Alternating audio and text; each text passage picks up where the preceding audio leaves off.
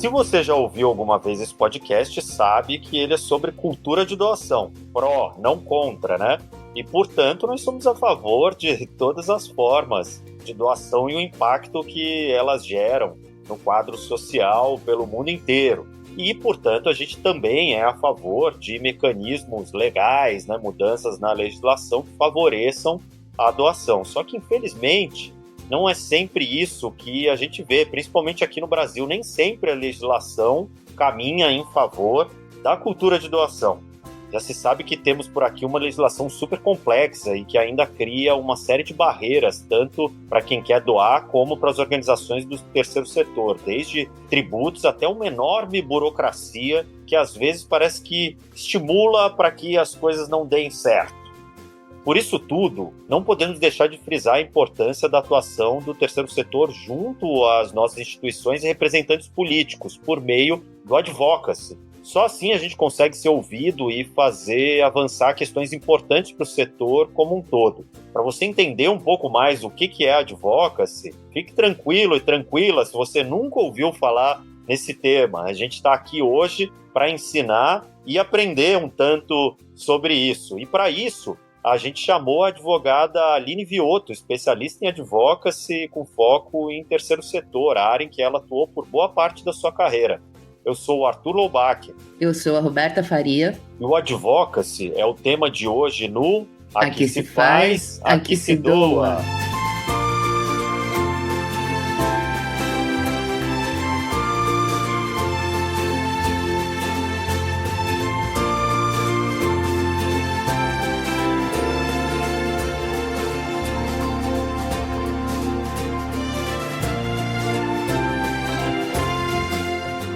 Começa aqui mais um episódio do Aqui se faz, aqui se doa, seu podcast semanal sobre cultura de doação produzido pelo Instituto MOL com o apoio do Movimento Bem Maior, da Morro do Conselho Participações e da Ambev, divulgação do Infomoney. Arthur, eu acho que hoje um dos objetivos do programa é a gente dar ao nosso ouvinte, um pouco da dimensão, da importância que a legislação tem quando a gente fala de cultura de doação. A gente fala muito de como captar, da responsabilidade das empresas, da responsabilidade individual dos cidadãos como doadores, mas é fato que um ambiente colaborativo, um ambiente focado na doação, precisa de atuação do Estado na forma de leis e mecanismos que incentivem e facilitem com que pessoas, empresas doem, que organizações recebam recursos. Essa é uma luta antiga do terceiro setor que nunca acaba, e apesar da gente ter conseguido alguns avanços relevantes nos últimos tempos, ainda há muito o que fazer quando a gente compara que mecanismos existem em outros países e todos os nossos desejos enquanto organizações da sociedade civil. Uma delas é o fato de o ITCMD, para quem não sabe, é o Imposto de Transmissão Causa-Mortes e Doação. Isso mesmo, juntamos no mesmo imposto herança e doação. Esse é um imposto que incide sobre as transferências de recursos para o terceiro setor, embora nem sempre doadores e organizações saibam disso e executem esse pagamento. É isso mesmo. A maioria sequer sabe da existência disso, muitas vezes nem sabe como executar, mesmo quando se tem a intenção de pagar tudo corretamente. Ninguém sabe, por exemplo, quando ou como uma organização faz para ser isenta dos pagamentos quando os recursos são doados para organizações que trabalham com assistência social, saúde e educação, que, pela legislação, podem usufruir desse benefício segundo algumas regras. As regras desse tributo variam de estado para estado e ele segue sendo cobrado em outros tipos de doações. Aliás, todo esse processo de tributação é muito burocrático e muito confuso para as organizações da sociedade civil e para qualquer pessoa que vive no Brasil, porque cada estado tem uma regra específica. E a única coisa que a Constituição estabelece é que o teto da cobrança é de 8% sobre o valor da doação. A gente também teve recentemente outros exemplos positivos de leis importantes para a cultura de doação. Foi o caso da lei que regulamenta a criação dos endowments, ou fundos patrimoniais, usados para arrecadar e gerir doações de pessoas físicas e jurídicas para determinados projetos. Em 2021, o Ministério da Economia também reconheceu a profissão do captador de recursos, um profissional que hoje é essencial para a sobrevivência das organizações do setor como um todo e para o bom funcionamento, né, do ecossistema todo de doações. Todas as grandes ONGs têm figuras nessa função e ainda bem que ela foi regulamentada. Arthur, e a gente não pode esquecer leis menos sérias, digamos assim, como o Dia de Doar, que tem entrado para o calendário oficial de vários municípios e estados pelo Brasil. Uma data festiva que traz cada vez mais resultados expressivos para o setor e que é muito legal ver sendo apropriada por câmaras de deputados e vereadores. Hoje também tramitam no Congresso algumas propostas de lei para impedir que os bancos venham a cobrar tarifas sobre as doações feitas usando Pix, porque a proposta original do Pix não diferencia as doações feitas para CNPJs privados ou de organizações do terceiro setor. Essa ferramenta já causou uma pequena revolução na maneira de doar nos últimos anos e poupou as ONGs de custos com boletos que eram pesados. Então, é importantíssimo manter o Pix livre de cobranças para as ONGs. Isso tudo sem contar as leis que criam isenções tributárias ou incentivos fiscais para quem doa para causas específicas, como a lei de apoio a idosos, lei do câncer, lei do esporte, leis de incentivo à cultura. Bom, e quando a gente dá uma olhada para experiências fora do Brasil, a gente vê que realmente a gente está muito atrasado em algumas legislações aqui que incidem sobre o setor social. Enquanto no Brasil, por exemplo, a gente vem regulamentando cada vez mais as normas de doação de alimentos, nos Estados Unidos, por exemplo, eles têm desde 2008 uma lei que incentiva órgãos executivos a doarem excesso de comida para quem precisa, para quem não tem comida, desde que dentro de uma margem de segurança sanitária, obviamente.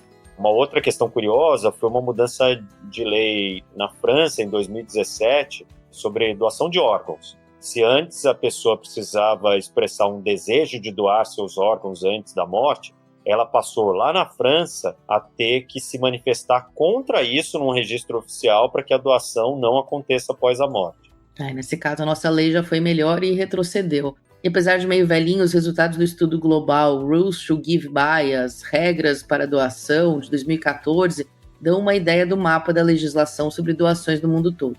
Segundo a pesquisa, 77% dos países oferecem algum tipo de incentivo para doações corporativas e 66% para doações individuais. E ter essas leis impacta diretamente a cultura de doação de um país. Tanto que um dos principais índices desse estudo mostra que as nações que têm uma legislação nesse sentido doam mais do que aquelas que não têm. Como a gente já falou, o terceiro setor não tem um papel passivo em todo esse processo de proposta e criação de leis. A gente tem movimentos e organizações que têm buscado há anos favorecer o surgimento de mecanismos favoráveis à cultura de doação, à filantropia, como a ABCR, a Associação Brasileira de Captadores de Recursos, o GIF e o Movimento por uma Cultura de Doação. E, claro, dentro de cada nicho de atuação, as próprias organizações buscam espaço no legislativo para favorecer suas causas. É o caso, por exemplo, da ONG Todos pela Educação, que trabalha no Advocacy por Políticas Públicas no campo da educação, ou o Instituto Alana, que tem foco em representar os direitos das crianças no Congresso, entre tantas outras organizações e avanços sociais que foram conquistados graças à atuação do terceiro setor. Bom, e depois de todas essas informações, a gente pode tentar se aprofundar um pouco mais na atividade de advocacy em si, que já é uma palavra difícil, sem tradução que a gente use melhor. Ela é o tema principal do nosso episódio de hoje, mas será que você entendeu bem o que é e como funciona? Vamos ouvir o nosso dicionário.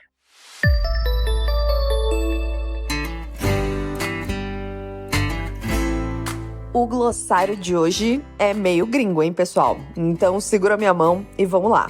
Várias das causas que recebem apoio das organizações da sociedade civil nascem, como você ouvinte já deve saber, de problemas sociais complexos e de grande impacto. Então, ao mesmo tempo que se tenta doar recursos para apoiar quem está sofrendo hoje, o terceiro setor também tem que ser ativo para solucionar essas mesmas questões com uma visão mais macro. E é aí que entra o famoso advocacy, que é um termo de origem inglesa que aqui no Brasil também é conhecido como incidência política. É uma atuação que busca justamente essa mudança no sistema. Então, advocacy quer dizer trabalhar ativamente para influenciar a opinião pública e a formulação de políticas públicas também, promovendo mudanças grandes, estruturais e duradouras na sociedade. Aí você me ouve dizer isso e você me diz, bom, Rafa, então advocacy é a mesma coisa que lobby, certo? Não exatamente. Ainda que essas duas atividades busquem influenciar ou até mesmo criar políticas públicas voltadas para um determinado interesse, há diferenças que são importantes. O lobby, que, diga-se de passagem, não é necessariamente nenhum bicho-papão como muita gente acha, porque ele pode sim ter um impacto positivo na sociedade, é uma pressão exercida por um grupo específico para influenciar alguma esfera do poder público de acordo com interesses próprios. Agora, o advocacy acontece em prol de uma causa maior. Ele busca, além de influenciar políticas públicas, conscientizar uma parte da população. Mais ou menos quando foi ali aquele movimento de várias ONGs em 2006 para criar a Lei Maria da Penha, sabe? Enfim, são atividades até que parecidas, mas elas têm essas diferenças fundamentais. Faz sentido? Eu sou a Rafaela Carvalho e toda semana eu te ajudo a desvendar um termo bem importante para a cultura de doação. Até a próxima! Valeu, Rafa. Acho que agora ficou mais claro. E agora que a gente já tem bem mais esticadinho o que é advocacy, o que falta mesmo é um exemplo mais prático tirado do dia a dia do terceiro setor. Bom, poderíamos dar muitos exemplos. São muitas organizações pelo mundo e aqui no Brasil, principalmente as de maior porte, que fazem essa pressão constante por melhorias das políticas públicas para determinadas causas. Por exemplo, a WWF, que trabalha com conservação e recuperação ambiental, ou a Child Fund, que atua para a criação de melhores mecanismos de proteção à criança e ao adolescente. E não à toa, nossa produção conversou com a Luciana Quintão, que é fundadora e presidente da organização Banco de Alimentos, e já esteve aqui no programa, você pode andar uns episódios para trás. O Banco de Alimentos fez um trabalho importantíssimo durante a pandemia e faz um trabalho importantíssimo há anos, quando tanta gente estava e ainda está e continua passando fome. Eles, inclusive, têm um histórico de advocacy, uma atuação importantíssima junto aos órgãos públicos na tentativa de reduzir a fome no país, porque, por incrível que pareça, doar alimentos poderia ser crime aqui no Brasil. Vamos ouvir o que a Luciana tem a dizer? O Banco de Alimentos realiza o advocacy voltado para a nossa causa de muitas maneiras diferentes. Nós damos muitas entrevistas, escrevemos livros, fazemos documentários, vamos às escolas, falamos com executivos e gestores públicos. Advogar a causa é trazê-la à consciência, é ensinar as pessoas como elas devem agir, no nosso caso, para diminuir a fome, que sai erradicar a fome, né? Então, advogar é trazer luz, conhecimento, e a gente faz isso realmente de muitas maneiras diferentes e frequentes. Nós damos mais alimentos do que a Prefeitura de São Paulo, o Banco Municipal de São Paulo. Nós conseguimos atingir a 300 comunidades através de lideranças comunitárias nesses últimos anos. Então, assim, o nosso impacto tem sido enorme. A divulgação da causa, né? O advocacy, como eu comentei, é falar sobre. A gente fala sobre isso em escolas, a gente educa pessoas para combater o desperdício, a gente faz trabalho dentro das entidades assistidas. Eu acho que o nosso trabalho tem tido um impacto imenso dentro da sociedade. A Luciana tem uma longa história com esse trabalho para conseguir tornar legal e incentivar a doação de alimentos por meio de leis. E vale ouvir o episódio em que ela esteve por aqui, que ela falou mais sobre como as leis poderiam nos ajudar a combater a fome. Acho que essa atividade se traduz um pouco naquela expressão trabalho de formiguinha. São muitas as possibilidades, lugares, pessoas com quem você pode falar. É preciso atuar em diferentes frentes, diferentes estratégias, tanto para fazer crescer a visibilidade de uma causa, quanto para atrair olhares dos gestores públicos para a importância daquilo que a organização defende e, o que é muito difícil, fazer algum gestor comprar a ideia e conseguir continuidade para ela, porque o que não falta é promessa de vou ajudar essa causa, que é esquecida pouco depois no meio da campanha, ou mudanças de governo que fazem com que conquistas fiquem para trás na mudança de uma gestão para outra. Roberta, são casos como esse do Banco de Alimentos que fazem a gente abrir os olhos para o que significa de fato o advocacy. Agora, tá pronta para mais um exemplo esclarecedor e inspirador? Claro, imagino que já esteja na hora da gente ouvir a nossa entrevista do dia. A Aline Viotto hoje é sócia da VMCA Advogados e atuou ao longo de 4 anos como coordenadora de advocacy no GIF, o grupo de instituições, fundações e empresas, que é uma plataforma para fortalecer a filantropia e o investimento social privado aqui no Brasil. Além disso, ela também já foi chefe da assessoria técnica no gabinete da Secretaria de Governo da Prefeitura de São Paulo e advogada sênior da SP Cine, a empresa de cinema e audiovisual de São Paulo. O O Arthur conversou com ela sobre como o advocacy e o terceiro setor devem andar juntos para ter melhores resultados para toda a sociedade. Oi, Aline, tudo bem? Muito obrigado pela sua presença aqui. A gente está muito honrado de te receber aqui hoje no podcast. Oi, Arthur. Eu que agradeço o convite para estar aqui, para poder falar de alguns assuntos, na verdade, tão interessantes e poder contribuir aqui com o debate. Aline, você tem uma pesquisa bem extensa sobre advocacy e a elaboração de políticas públicas voltadas para o terceiro setor no Brasil, né? Dentro do contexto político e legislativo que a gente vive hoje, né? Por aqui, que é bem complexo, para dizer o mínimo, quais são as funções e responsabilidades de quem atua com advocacy? Para quem não é do setor, onde é que vocês atuam? Qual é o impacto esperado disso? Para começar a responder essa pergunta, Arthur, acho que vale dar um passinho para trás para poder falar um pouquinho também o que é o advocacy, né? Esse termo que a gente usa tanto e que muitas vezes não é tão claro. Acho que talvez quem trabalhe com isso tenha essa dificuldade quando vai contar na família, né? Eu trabalho com advocacy e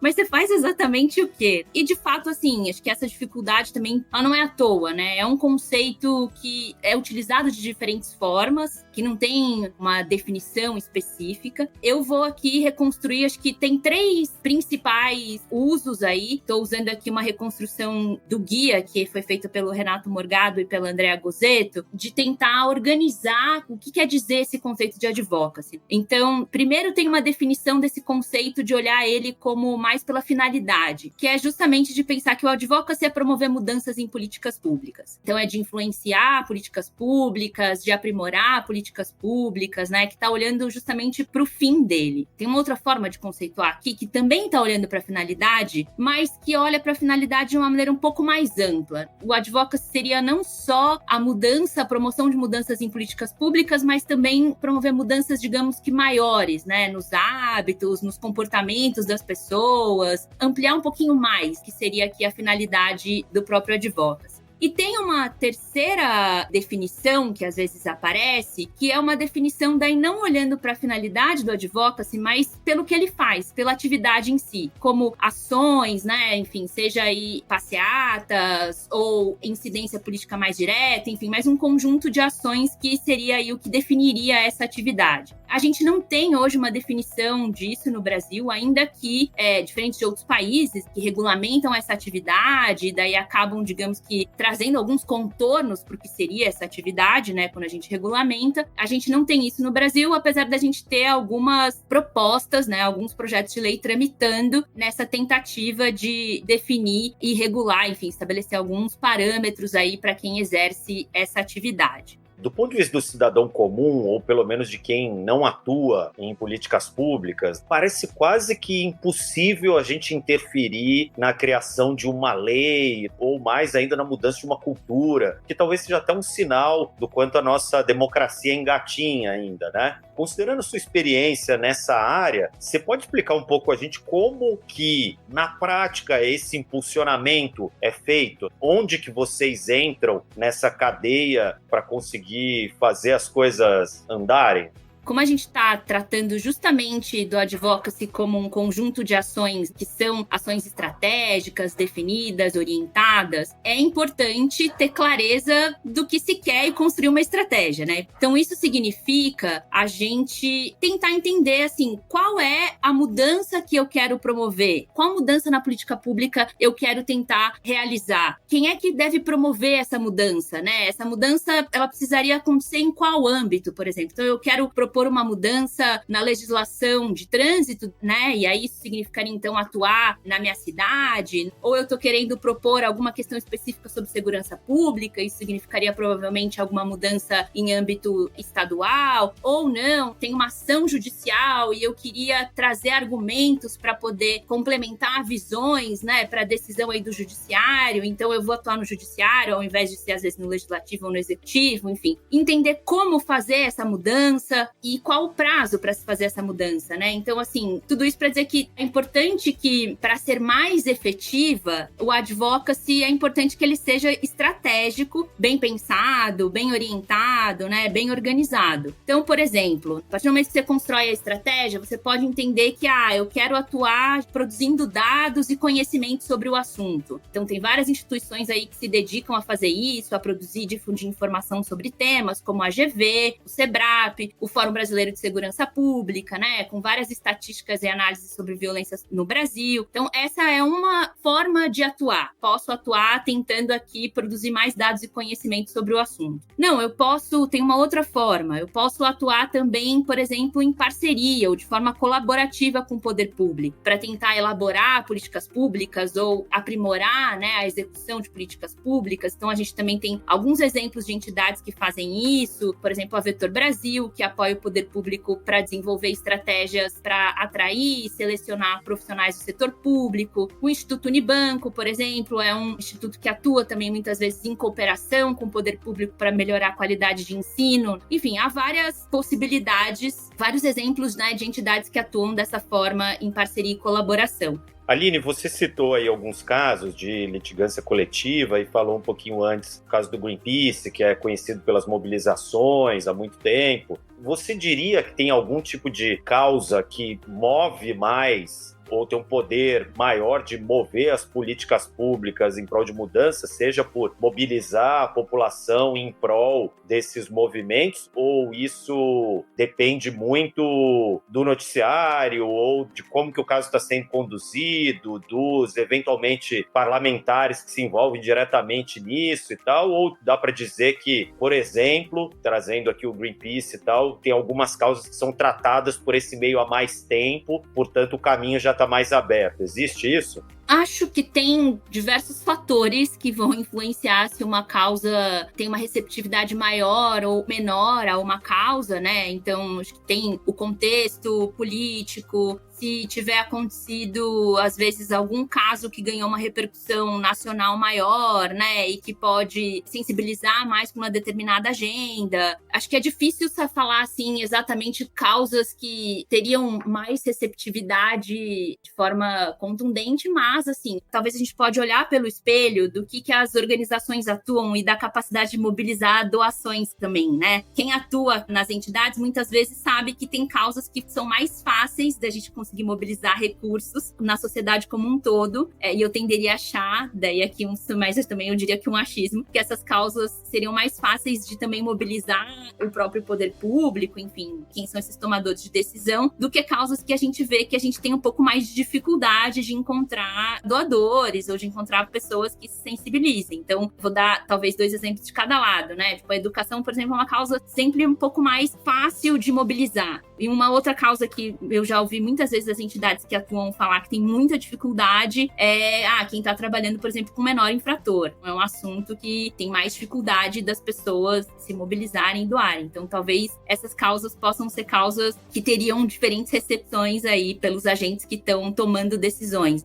E trazendo a brasa para nossa sardinha aqui, então, se a gente falar da causa da cultura de doação, quanto que você acha que o terreno é fértil para a evolução e criação de leis que favoreçam a doação aqui no Brasil? Qual é a sua visão sobre isso? Acho que tem um desafio colocado para a própria sociedade civil organizada de sensibilizar os agentes tomadores de decisão para essas causas. Acho que muitas vezes as causas que estão conectadas a impulsionar a doação, eu diria que o que a gente discute no campo como mecanismos que ou tem algumas falhas, né, e que precisariam ser aprimorados, muitas vezes eles não são perceptíveis para as próprias entidades que estão atuando no campo, entidades que atuam nessas agendas, muitas vezes falam, nossa, seria importante a gente conseguir conversar, enfim, expandir essa discussão para além do círculo menor ali de quem está atuando mais diretamente, mas de poder chegar nas outras entidades e também de poder levar essa agenda para fora, conseguir sensibilizar tomadores de decisão com essa agenda. Eu vou dar um exemplo de um dos desafios que a gente enfrenta com relação à tributação de doação, que é o tal do ITCMD, que é um tributo que a gente cobra das doações no Brasil como agente gente cobra da transferência de patrimônio privado ou como a gente cobra da transferência de herança. É o mesmo tributo que incide sobre qualquer um desses tipos de transferência. E a gente tem, então, esse desafio, porque olhando para outros países, né, tem uma pesquisa recente da FGV sobre isso, outros países costumam não tributar doação, ou no mínimo, ou eles não tributam, ou eles reduzem a alíquota. Porque a ideia é justamente tentar estimular que as pessoas abram mão dos seus recursos privados para fins de interesse público. Essa agenda é uma agenda que, se a gente for olhar assim, nesses últimos tempos, com a pandemia da Covid-19, surgiram várias questões com relação ao ITCMD. Porque como a gente estava mobilizando mais doação, tentando fazer essas doações chegar na ponta, em vários lugares percebeu-se a dificuldade e o entrave que esse tributo coloca para a gente poder viabilizar essas doações. Esse é um tributo estadual, tá? Ele é competência dos estados estabelecer. Na época eu estava acompanhando isso, né, um pouco mais de perto, vários estados surgiram propostas para poder alterar a tributação da doação. Então é isso, assim, teve um momento específico da sociedade que, né, precisou, enfim, a gente estava passando,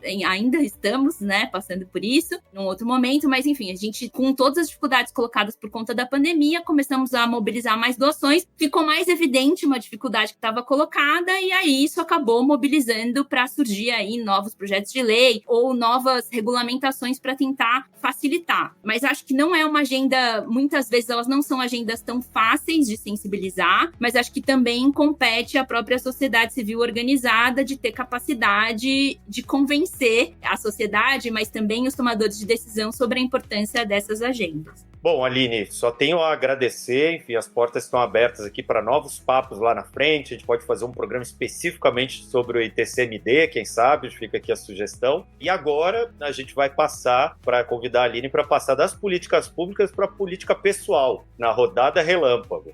Na rodada relâmpago, como os nossos ouvintes sabem, a gente convida o entrevistado ou a entrevistada a responder 5 perguntas de bate-pronto em que eles falam da sua relação pessoal com a doação. Então é a primeira coisa que vier à cabeça, Aline, você responde para ser o mais real possível. Tá bom.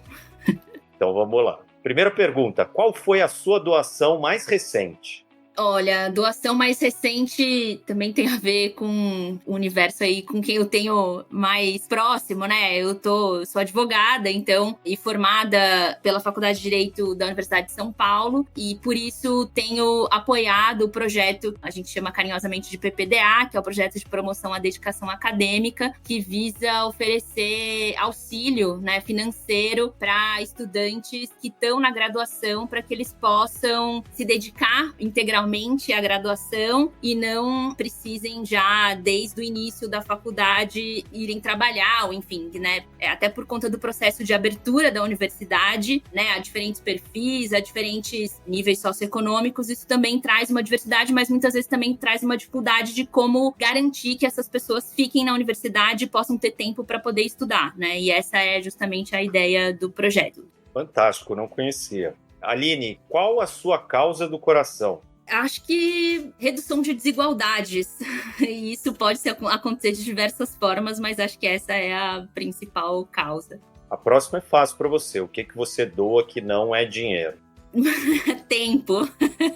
Tempo, acho que toda essa parte de a gente, justamente por também estar advogando, permite poder auxiliar muitas vezes as entidades em poderem se constituir e na regularidade dessas entidades, né, com registro em cartório, ou mesmo, às vezes, defesas administrativas de questionamentos com relação à prestação de contas, enfim, então representando e defendendo diversas entidades e organizações sem fins lucrativos que precisam desse auxílio. Bom, a próxima pergunta, Aline, era para você falar de um projeto ou organização que você admira ou apoia, mas eu achei tão legal que vou quebrar um pouquinho o protocolo e vou pedir para você falar um pouquinho mais do PPDA. É da Universidade de São Francisco? Isso vale de várias áreas ou é só da Universidade de Direito? Esse é um projeto que a gente nunca citou aqui. Ah, legal. Hoje ele é focado no direito, ele é organizado por ex-alunos da faculdade e o projeto, tanto ele tem essa parte de, poder oferecer uma bolsa, um auxílio para o estudante, mas ele também tem uma mentoria, né? Então a gente acompanha, coloca em contato ex-alunos e alunos que estão na graduação e durante o período que esse aluno está com essa bolsa, ele vai ter 2 mentores, então também acompanho alunos de graduação justamente para poder conversar e trocar com eles um pouco sobre as nossas experiências, poder aprender também do que está acontecendo na universidade, das mudanças, quais são as discussões que estão colocadas, mas também, muitas vezes, entender, assim, é muito entrar na graduação, e especialmente, não só a graduação, mas eu diria que a Faculdade de Direito da USP é um espaço que pode ser muito, no mínimo, difícil para quem chega nesse espaço.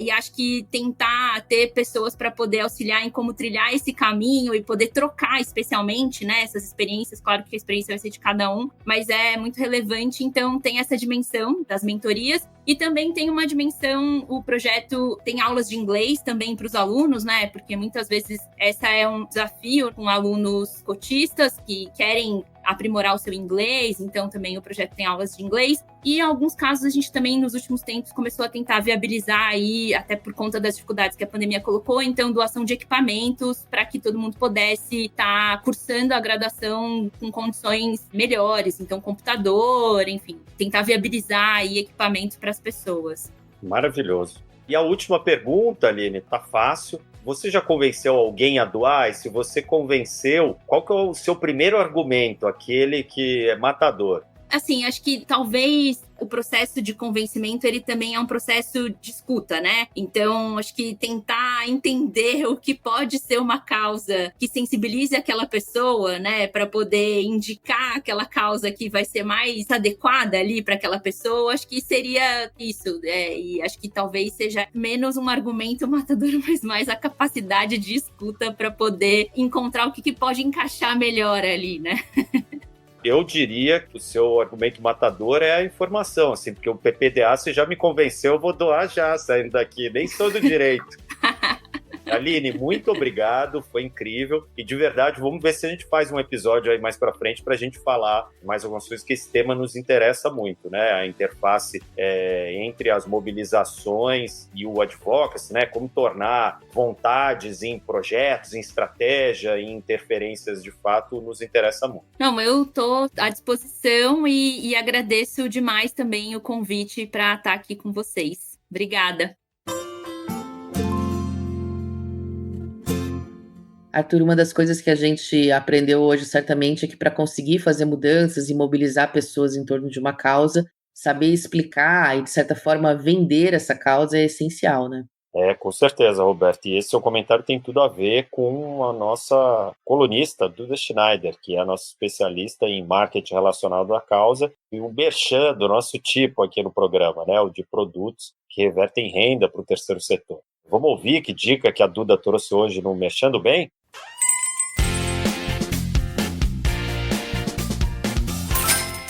Oi, gente! Eu sou a Duda Schneider e esse é mais um Merchan do Bem. A dica de hoje são os produtos da Dux Nutrition, uma empresa de suplementos para atletas que tem como objetivo promover melhor desempenho, saúde e bem-estar. Essa marca já doou mais de R$100 mil a diferentes projetos com atuação em diferentes causas, como por exemplo a SOS Mata Atlântica, Instituto Jurumi, Rede Mulher Empreendedora, Ação Moradia, Lar dos Velhinhos e muitos outros.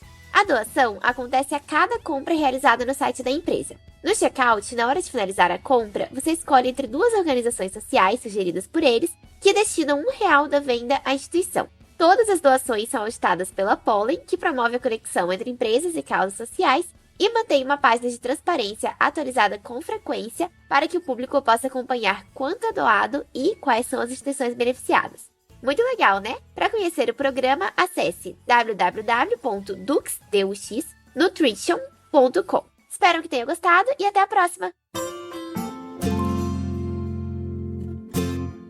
Arthur, os papos de hoje me deixam, como sempre, que a gente toca no tema da burocracia, muito pensativa, Tem tantas coisas erradas, mas também tem tantas conquistas impressionantes e tantos caminhos para atuar. O caso do Banco de Alimentos, que a gente conhece bem, mostra na prática que esse trabalho de pressionar por políticas públicas que atendam às necessidades da sociedade é urgente, necessário, permanente e leva muito tempo, né? A Luciana está há 20 anos batendo na porta de gabinetes e políticos dos mais diversos espectros, nas várias mudanças de governo estadual, federal, municipal, tentando fazer a causa ser abraçada, né, por toda a sociedade, pelo Estado. E é difícil isso acontecer. Não tem como esquecer essa lição da Aline sobre o que significa advogar politicamente por uma causa.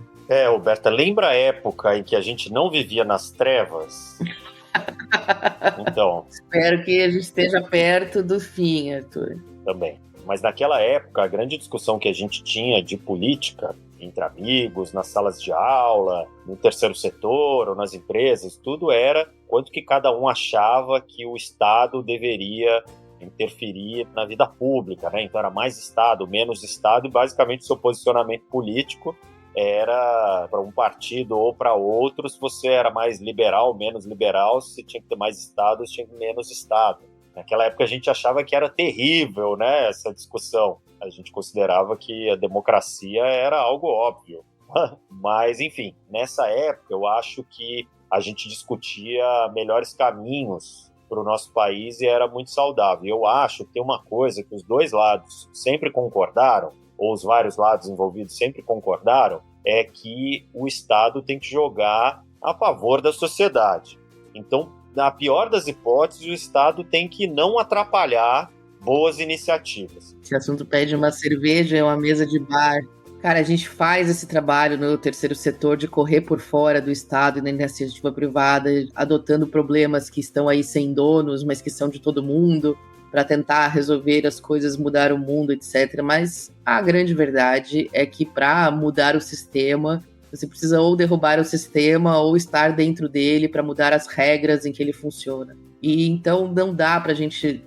A palavra certa seria não botar a mão na merda, mas também pode ser fazer omelete sem quebrar os ovos. A gente precisa fazer parte das leis, precisa fazer parte de quem toma as decisões políticas de alguma maneira, né? Ou com representantes do terceiro setor, ou com representantes, né, eleitos que representam os nossos interesses. Então, acho que uma coisa que é ser levada em consideração nesse que é um ano eleitoral e uma chance da gente sair das trevas é olhar para os seus candidatos e pensar e pesquisar como eles se relacionam com o terceiro setor. Eles são apoiadores das organizações da sociedade civil, eles estão ligados a organizações da sociedade civil, porque é só assim que a gente vai conseguir, de fato, né, criar leis que nos favoreçam e nos fazer ouvidos se a gente estiver sendo representado por alguém que entende o valor do nosso trabalho, da nossa causa. Então, fique aí. Pergunte ao seu candidato, à sua candidata, qual é a sua relação com o terceiro setor? Para quem você fez a sua última doação, que ONGs você apoia, que ONGs te apoiam. Acho que isso diz muito sobre quem merece nosso voto. Muito bom. Enfim, agora que ouvimos o som do tabu sendo quebrado, é a sua vez de se manifestar, mandar uma mensagem para a gente comentando o tema, botando suas questões, sugerindo temas para novos episódios, talvez, né, desenrolando esse tema aí. Basta você entrar lá no nosso Instagram, @InstitutoMOL, ou no LinkedIn, é o mesmo @. E se você ainda não está seguindo a gente, essa é uma ótima oportunidade para começar também. Ou você vai deixar de acompanhar esse conteúdo bacana que a gente faz com tanto carinho toda semana. E a gente se despede por aqui, até semana que vem. Esse podcast é uma produção do Instituto MOL, com apoio do Movimento Bem Maior, da Amor, do Conselho Participações e da Ambev. A produção é de Leonardo Neiva e o roteiro final e a direção são de Vanessa Henriques e Ana Ju Rodrigues e o design da Glaucia Ribeiro, todos do Instituto MOL. As colunas são de Rafaela Carvalho e Duda Schneider, da editora MOL. A edição do som é do Bicho de Goiaba Podcasts. Até mais! Até mais!